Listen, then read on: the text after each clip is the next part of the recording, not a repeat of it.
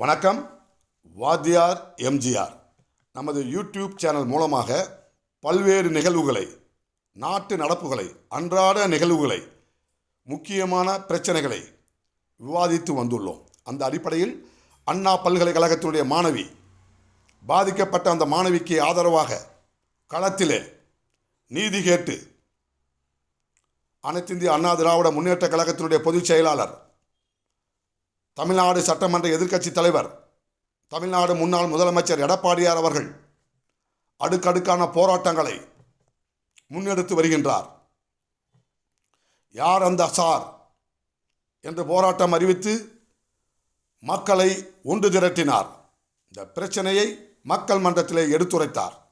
அதே நேரத்திலே அனைத்திந்திய அண்ணா திராவிட முன்னேற்ற கழகத்தினுடைய வழக்கறிஞர் பிரிவைச் சேர்ந்த அருமை சகோதரி வழக்கறிஞர் வரலட்சுமி என்பவர் நீதிமன்றத்திலே ஒரு மனுவாக கொடுக்க அதை நீதிமன்றங்கள் ஏற்றுக்கொண்டு விசாரணை நடத்தின. சிறப்பு புலனாய்வு குழு அமைக்கப்பட்டது. அது மட்டுமல்ல, பாதிக்கப்பட்ட அந்த மாணவிக்கு இடைக்கால நிவாரணமாக ரூபாய் 25 லட்சம் ரூபாய் வழங்க வேண்டும் என்று தமிழக அரசுக்கு உத்தரவிட்டது. எல்லாவற்றுக்கும் மேலாக சென்னை காவல்துறை ஆணையர் எந்த அடிப்படையிலே பேட்டி வழங்கினார், பத்திரிகையாளர் சந்திப்பை நடத்தினார் என்ற வினாவை முன்வைத்தது. இப்படி நீதிமன்றம் மூலமாகவும் மக்கள் மன்றம் மூலமாகவும் மாபெரும் முன்னெடுப்பை எடுத்துச் செல்கின்ற அனைத்திந்திய அண்ணா திராவிட முன்னேற்ற கழகத்தினுடைய பொதுச் செயலர் எடப்பாடியார் அவர்கள் யார் அந்த சார் என்பது தெரியும் வரை எங்களின் போராட்டம் தொடரும். பாதிக்கப்பட்ட மாணவிக்கு நீதி கிடைக்கின்ற வரையில் எங்கள் போராட்டம் தொடர்ந்து நடைபெறும் என்று போர் முரசு அறைந்து சொல்லியிருக்கிறார் என்று சொன்னால் இது சாதாரண விஷயம் அல்ல. இன்றைக்கு அண்ணா பல்கலைக்கழகத்தில் இடம் கிடைத்துவிட்டால் தங்கள் எதிர்காலம் நிச்சயமாக ஒரு ஒளிமிக்கதாக மாறிவிடும் என்கின்ற நிலையிலே தான் மாணவர்கள் அலையலையாக அண்ணா பல்கலைக்கழகத்தில் இடம் கிடைக்காதா என்று ஏங்கி தவிக்கின்றனர். அப்படிப்பட்ட ஒப்பற்ற ஒரு கல்வி நிறுவனத்திலே பயின்று வந்த ஒரு மாணவிக்கு இப்படி ஒரு அநீதி என்று சொன்னால் யார் பொறுத்துக் கொள்வார்கள்? எப்படி பொறுத்துக் கொள்வார்கள்?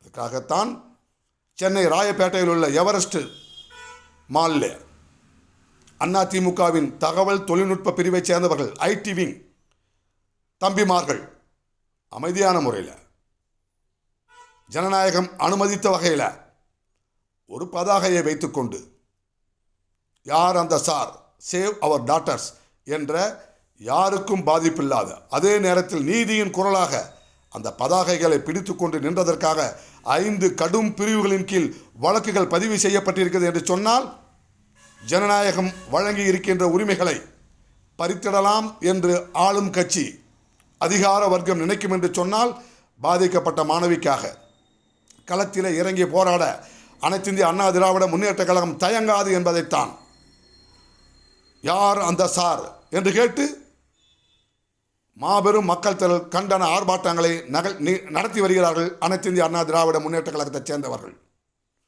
மேலும் கூடுதலாக சிறப்பு புலனாய்வு குழு அமைக்கப்பட்டதை எதிர்த்து திமுக அரசு நீதிமன்றத்தை நாடினால் எங்கள் கருத்தை கேட்க வேண்டும் என்று கூறி கேவியட் மனு தாக்கல் செய்திருக்கிறது அனைத்திந்திய அண்ணா திராவிட முன்னேற்ற கழகம். இப்படி பாதிக்கப்பட்ட மாணவிக்கு ஆதரவாக, மகளே பயப்படாதே, சகோதரியே கலங்காதே, நாங்கள் இருக்கிறோம், அனைத்திந்திய அண்ணா திராவிட முன்னேற்ற கழகம் என்கிற மாபெரும் மக்கள் இயக்கம் உன் பின்னால் நிற்கிறது, எந்த சூழ்நிலைக்கும் நீ கலங்காதே, உனக்காக குரல் கொடுப்பதற்கு, நீதி கேட்பதற்கு நாங்கள் இருக்கிறோம் என்று களத்திலே முன்னணியில் நிற்கின்ற அனைத்திந்திய அண்ணா திராவிட முன்னேற்ற கழகம் என்கின்ற மாபெரும் மக்கள் இயக்கத்திற்கு அந்த கழகத்தை வழி நடத்துகின்ற புரட்சி தமிழர் எடப்பாடியார் அவர்களுக்கு நமது வாத்தியார் எம்ஜிஆர் யூடியூப் சேனல் மூலமாக நன்றிகளையும் வணக்கங்களையும் தெரிவித்துக் கொள்கிறோம். பாதிக்கப்பட்ட மாணவிக்கு நீதி கிடைக்கும் வரை ஓயாமல், தொய்வில்லாமல் தொடரட்டும் உங்கள் வெற்றி போராட்டம் என்று கூறி விடைபெறுகிறேன். நன்றி, வணக்கம். வாழ்க தமிழ், வெல்லட்டும் தமிழ். நன்றி, வணக்கம்.